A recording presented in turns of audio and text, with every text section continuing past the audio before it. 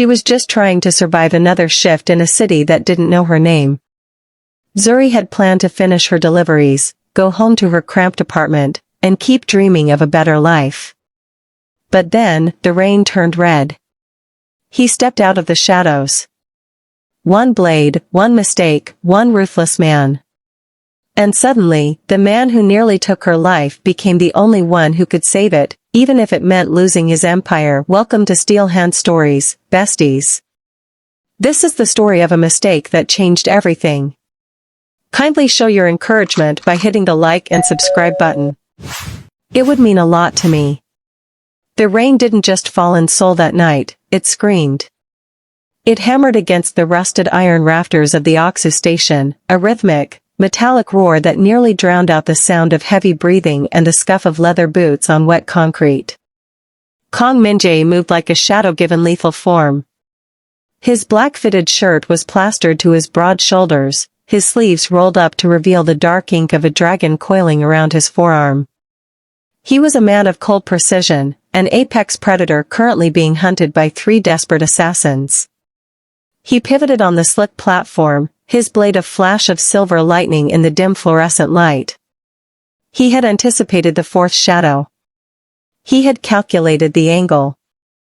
As a figure darted from behind the stairwell, Min-Jae didn't hesitate. He thrust the blade forward, feeling the sickeningly familiar resistance of steel meeting flesh.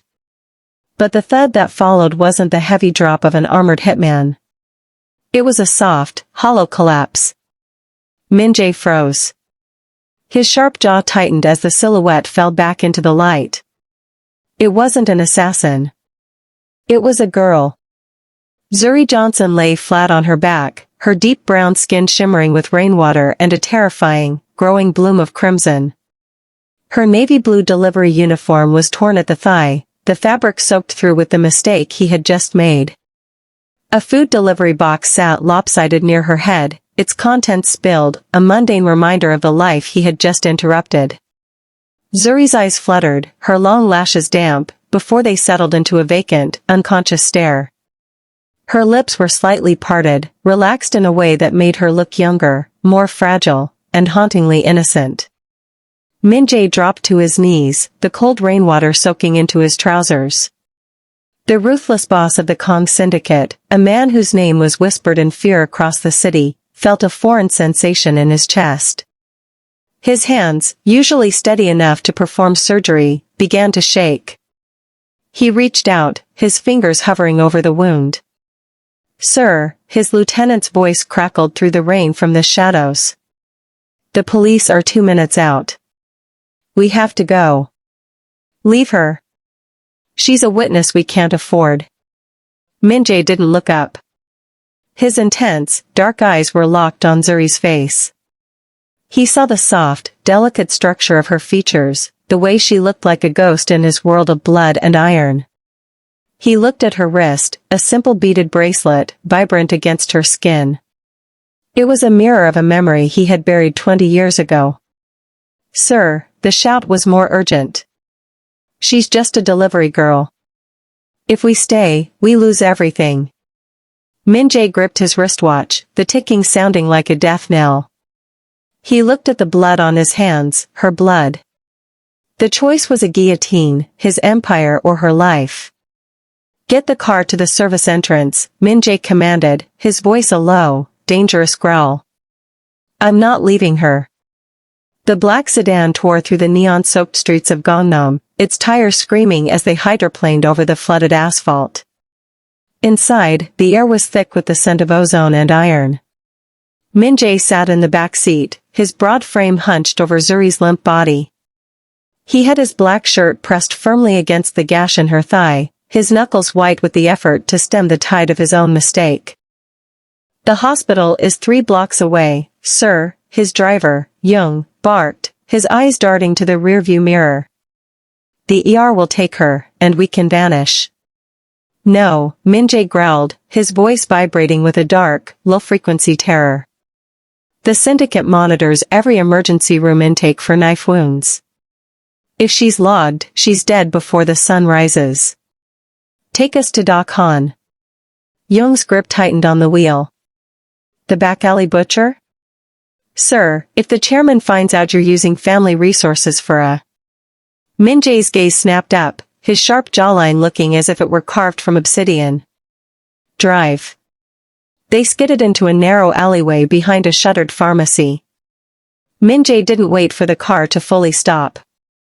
He scooped Zuri into his arms, her head falling back against his shoulder, her damp hair brushing against the dragon tattoo on his neck.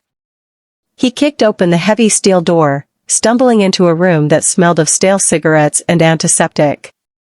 Doc Han, a man whose medical license had been revoked decades ago, looked up from a pile of gambling slips, his eyes widening at the sight of the blood-drenched mafia prince. Min-Jae? I don't do house calls this late. Get out. Min-Jae didn't waste words. He kicked a metal trolley aside and laid Zuri down on the stained operating table. In one fluid motion, he reached behind his back, pulled his 9mm, and pressed the cold muzzle directly against Han's temple. You have one job, Min-Jae whispered, his breath hitching as he looked down at Zuri's ashen face. Save her. If her heart stops beating, yours follows a second later. Han looked at the girl, at her navy uniform, at her deep brown skin, and then back at the man who was currently the most dangerous person in Seoul. She's a civilian, Min-Jae. This is suicide. Your father will have your head for this. Let him try, Min-Jae replied, his thumb clicking the safety off. Fix the artery. Now. For the next 3 hours, the only sounds in the basement were the clinking of steel instruments and the rhythmic, frantic beep of a stolen heart monitor. Min-Jae stood in the corner, a dark sentinel watching over a life that shouldn't matter to him. As the dawn began to gray the sky outside, Han finally stepped back, his hands trembling. She's stable. But she's a witness now, Min-Jae. You've saved her life, but you've just ended yours. Min-Jae looked at Zuri, the girl who had been in the wrong place at the wrong time, and felt the weight of his empire beginning to crumble. The first thing Zuri felt was the scent, not the metallic tang of rain and blood, but the expensive, sterile aroma of sandalwood and ozone. Her eyes fluttered open, struggling against the soft, amber glow of a room that felt too large to be real. She wasn't on the cold concrete of the Oksu platform anymore.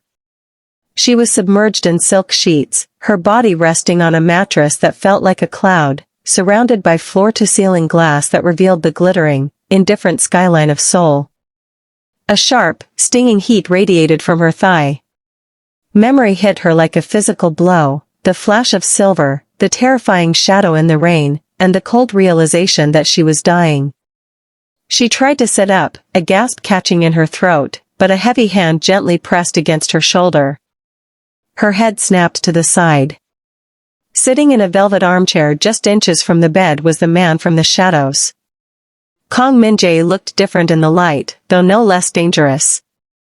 His black shirt was unbuttoned at the collar, revealing the jagged tail of the dragon tattoo creeping up his neck. He looked exhausted, the sharp lines of his face weary, his intense eyes bloodshot as he watched her. On the mahogany nightstand beside him sat a glass of amber liquid and her own beaded bracelet, cleaned of the subway's grime. Don't move, he said. His voice was a low, gravelly hum that vibrated through the quiet room. The stitches are fresh.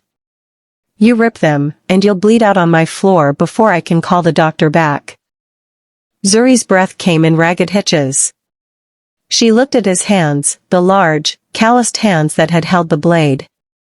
You, she whispered, her voice cracking. You're the one who, why am I here?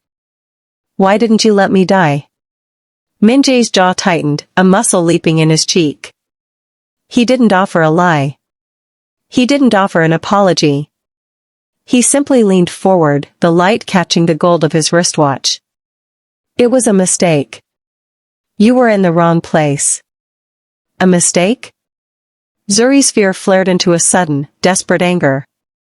I was delivering dinner. I have a life. I have a mother who's waiting for my call.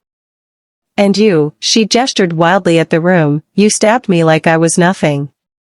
Like I was trash on the tracks. Min-Jae didn't flinch.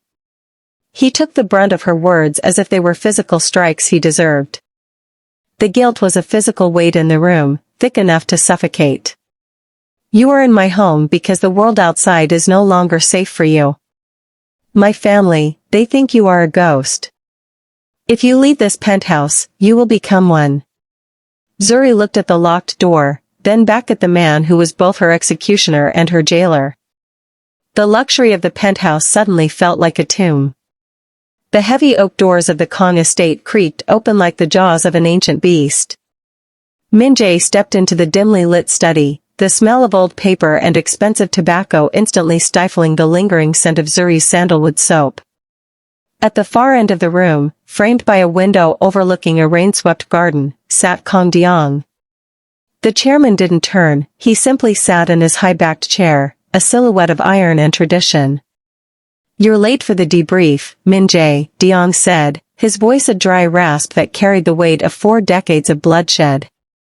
And you smell of something other than rain and gunpowder.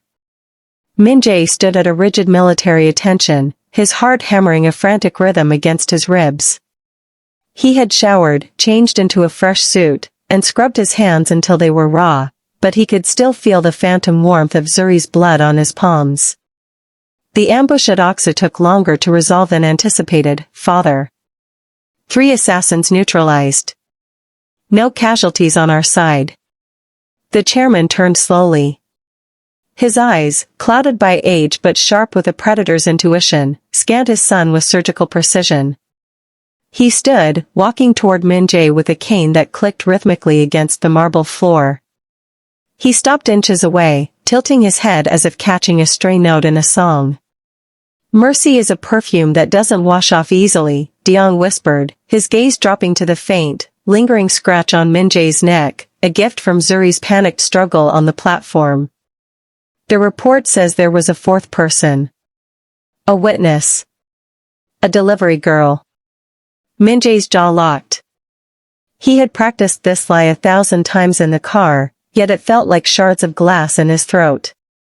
She was caught in the crossfire. I finished her myself.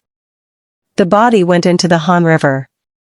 Deong's expression didn't change, but the air in the room grew cold. He reached out with a trembling, liver-spotted hand and straightened Min-Jae's silk tie. Loose ends are not just mistakes, my son. They are garrotes. They stay hidden in the shadows until the moment you feel most secure, and then they tighten around your neck until you can no longer breathe. The chairman leaned in closer, his eyes twin voids of ice. If I find out you have spared a life for the sake of your own conscience, you won't just lose your seat at this table. You will lose the very right to carry the Kong name. A boss who feels pity is a boss who is already dead. I understand, Min-Jae replied, his voice a hollow echo. Good. Then prove it. Clear the Oksa logs and ensure there is nothing left to find. Not a name. Not a face. Not a ghost. As Min-Jae walked out of the estate, the morning sun felt like an interrogation lamp. He had bought Zuri a few more hours of life, but the rope his father described was already beginning to slip over his head. The penthouse was silent, save for the low hum of the climate control and the distant, muffled pulse of the city below. Zuri sat on the edge of the sprawling bed, a medical tray resting on her lap. Her fingers trembled as she peeled back the adhesive dressing on her thigh. The incision was a clean, angry line held together by surgical thread, a violent mark on her deep brown skin that felt like a brand. Min-Jae stood by the window, his back to her, watching the twilight swallow Seoul. He had discarded his suit jacket, his white shirt strained against his shoulders, the ink of his tattoos visible through the thin fabric. I can do it, Min-Jae said, turning slightly. The doctor said the antiseptic needs to be applied precisely. I've been taking care of myself since I was 18, Zuri replied, her voice soft but serrated with a sudden, weary pride. I moved halfway across the world for a degree I can barely afford, working 12-hour shifts in the rain so I can send $50 back to Atlanta every month. I think I can handle a bandage. Min-Jae walked over, but he didn't take the tray. He sank into the armchair, watching her with a heavy, unreadable gaze. Why here? Why Seoul?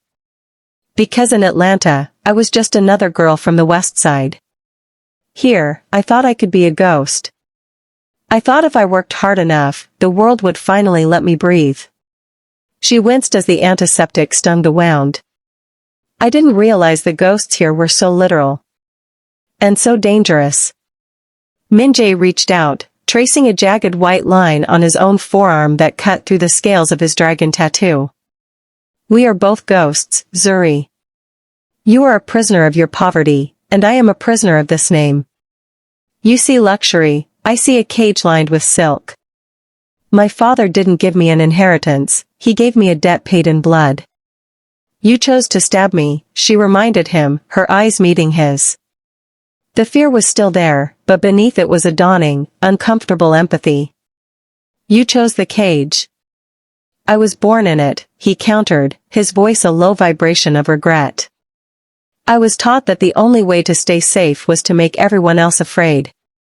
Then I saw you on that platform. You weren't a threat. You were just, living. And I realized I've forgotten what that feels like. For a moment, the vast chasm between the delivery girl from Georgia and the mafia prince of Seoul narrowed. They were just two people scarred by different wars, trapped in a room that smelled of sandalwood and secrets. Zuri finished taping the bandage, her hand lingering near the wound. If your father finds out I'm alive, she whispered, what happens to the cage? Min-Jae looked at the door, then back at her. The cage burns. And I burn with it.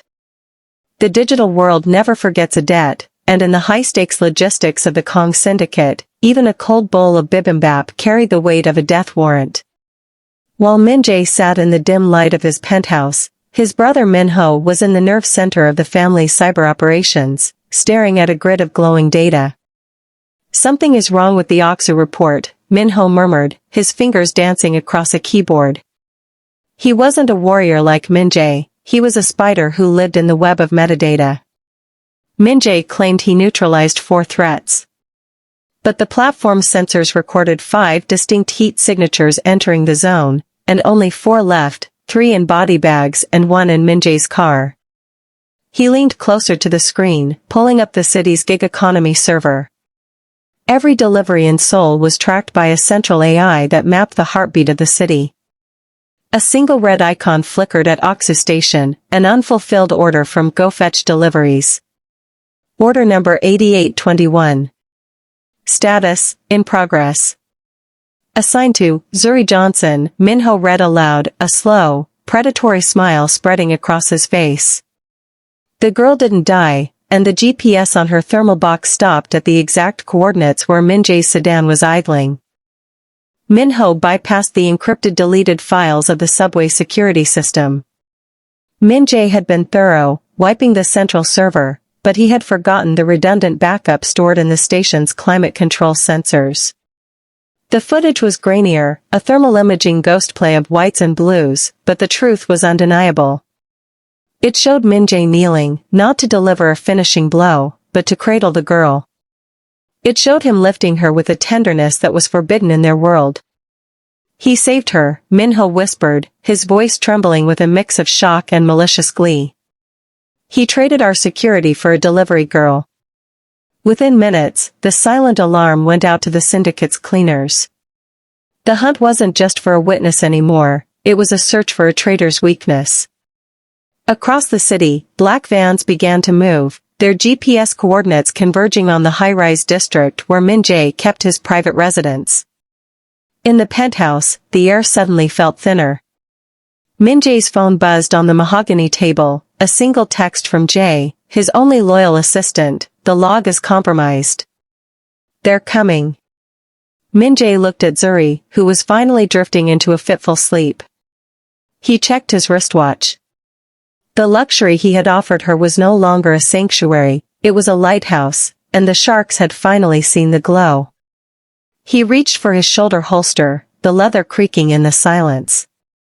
The time for hiding was over, the time for fire had begun. The silence of the penthouse was shattered not by a sound, but by the sudden, haunting glow of the red emergency light on Min-Jae's private elevator. The doors slid open to reveal his father's chief enforcer, Park, flanked by two men whose hands were already hovering over their holsters. They didn't come to arrest him, they came to offer a deal. The chairman is disappointed, Min-Jae, Park said, his voice as cold as the marble floor. But he is also pragmatic. He knows that even the sharpest blade can sometimes slip. He's willing to overlook the lie, the doctor, and the stolen logs. In fact, he's ready to name you the acting head of the syndicate's Western operations tonight. Min-Jae stood like a statue, his shadow stretching long across the room toward the bedroom door where Zuri lay. And the price? Proof, Park replied, sliding a ceramic-coated suppressed pistol onto the dining table. The matte black finish sucked the light out of the room. The girl is a glitch in the system. Delete her yourself, right now, and you walk out of here as the most powerful man in the city. Fail, and you stay here to greet the cleanup crew. Min-Jae's fingers brushed the cold steel of the weapon. He thought of the throne he had spent 15 years bleeding for. He thought of the power to finally change the rules, to be the one who didn't have to hide. He picked up the gun. It felt lighter than it should have, a featherweight tool for a heavy soul. He walked into the bedroom. The only sound was the rhythmic, soft puff of Zuri's breath. She had shifted in her sleep, her dark hair splayed across the white silk pillow like a crown. The beaded bracelet on her wrist caught a stray beam of moonlight, a spark of color in his monochrome world. Min-Jae raised the pistol. The sight aligned perfectly with the base of her skull. All it would take was a 2-pound squeeze of his index finger. One heartbeat, and the mistake would be erased. One heartbeat, and he would be king. But as he looked at her, he didn't see a witness. He saw the girl who sent $50 home to Atlanta. He saw the girl who had challenged his gilded cage. His finger tightened on the trigger, the tension reaching the breaking point, but his vision blurred. The monster his father had raised died in that silence. His hand began to tremble, not from fear, but from the weight of a humanity he could no longer suppress. He lowered the weapon. He realized he didn't want the empire if it cost him the only part of himself that still felt alive. He turned back to the door where Park waited, his voice steady and devoid of doubt. Tell my father the debt is cancelled.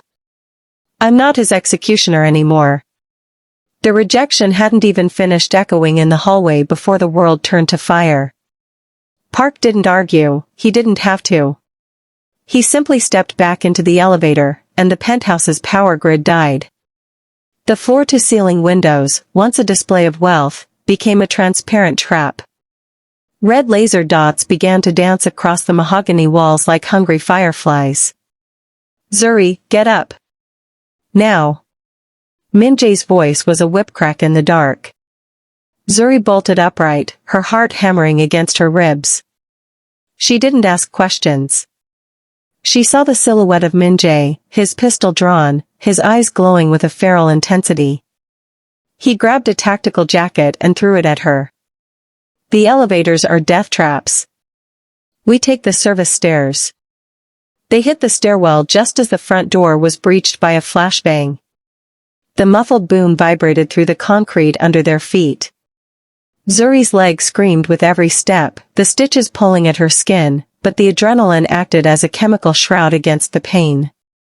They spilled out into the service alley, the Seoul rain instantly drenching them in a cold, unforgiving sheet.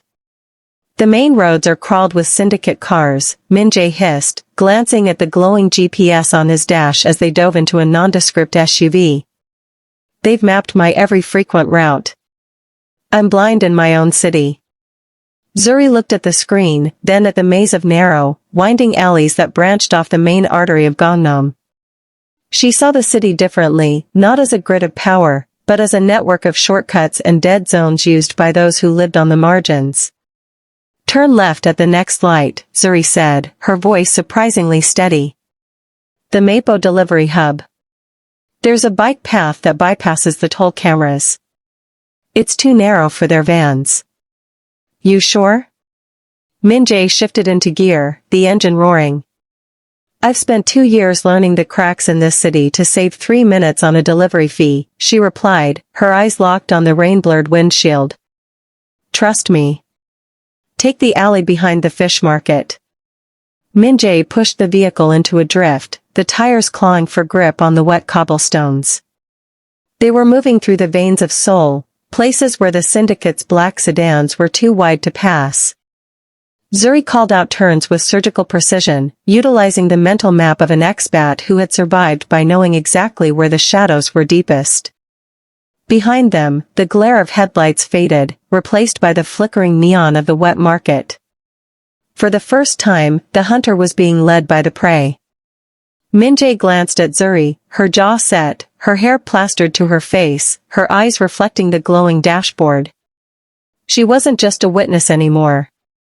She was his compass. 3 more blocks, she whispered. Then we're off the grid. The safe house was a concrete basement beneath a disused shipping terminal, the air smelling of salt and damp earth.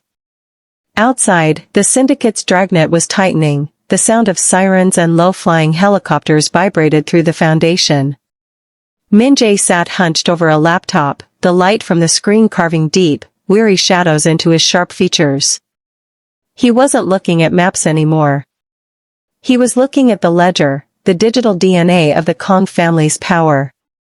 They won't stop, Zuri said softly from the corner, her voice echoing against the cold walls.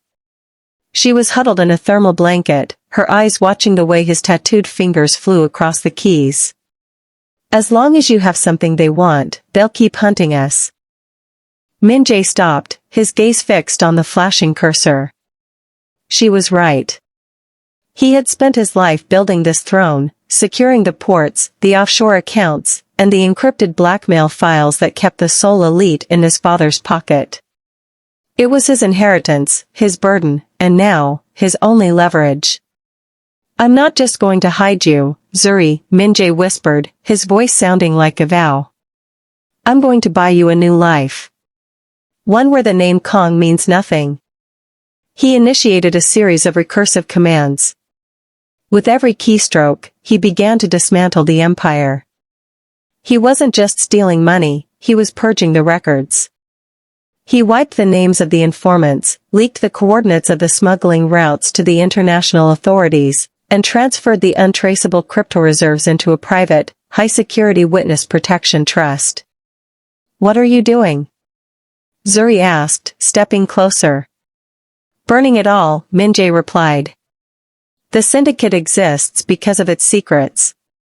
I'm giving those secrets to the only people my father can't kill, the Interpol task force. In exchange, you get a new identity, a cleared record, and a plane ticket to anywhere but here. The screen turned a deep, blood red as the final purge completed. The throne was gone.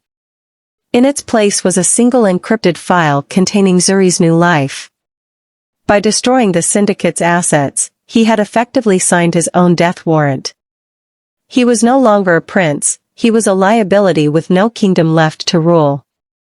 He turned to her, his intense eyes softening for the first time since the platform. The car is waiting at the north exit. They'll take you to the airport. You'll be Zuri again, not a delivery girl, not a witness. Just a woman with a future. And you? She asked, her hand reaching out to touch the dragon tattoo on his neck, her fingers lingering where his skin met the ink. Min-Jae looked at the door. The sound of heavy boots was approaching from the docks. I'll be the one making sure they don't follow you. The seasons had shifted, the biting winter of Seoul giving way to a soft, golden spring in a city miles across the ocean. The air here didn't smell of ozone or industrial grease, it smelled of blooming jasmine and old library books. Zuri sat at a small wooden table outside a university cafe, her head buried in a thick textbook. The Navy delivery uniform was gone, replaced by a simple cream sweater. She looked lighter, the sharp tension that had once lived in her shoulders finally dissolved by the sun. She reached for her latte, her fingers brushing the beaded bracelet still tied around her wrist. The wound on her thigh was nothing more than a faint, silver memory beneath her jeans, a scar that no longer throbbed when it rained. She was no longer a ghost or a target, she was a student, a daughter, a woman who owned her own time. Across the street, a man sat in the deep shadows of a bookstore awning. He wore a simple black t-shirt and dark trousers, his broad shoulders relaxed against the brick wall. The heavy wristwatch was gone, and the sharp, predatory edge of his posture had been blunted by a weary peace. Kang Min-Jae watched her, his intense eyes no longer scanning for threats, but simply absorbing the sight of her living. He had survived the collapse of the Kong Empire by the narrowest of margins, emerging from the wreckage with nothing but the clothes on his back and the dragon tattoo that still coiled around his neck, the only part of his past he couldn't burn. He was no longer a boss. He had no throne, no silk-lined cage, and no army. To the world he came from, he was dead. To the world he was in now, he was just another face in the crowd. Zuri looked up from her book, squinting against the sunlight. For a heartbeat, her gaze swept over the bookstore, pausing on the shadow where he stood. Min-Jae didn't move. He didn't approach. He knew the weight of his presence was a debt he still hadn't fully repaid. He was a man seeking a second chance, not through power, but through the quiet act of witnessing the life he had almost destroyed. A small smile touched Zuri's lips as she highlighted a passage in her book. She looked down, returning to her studies.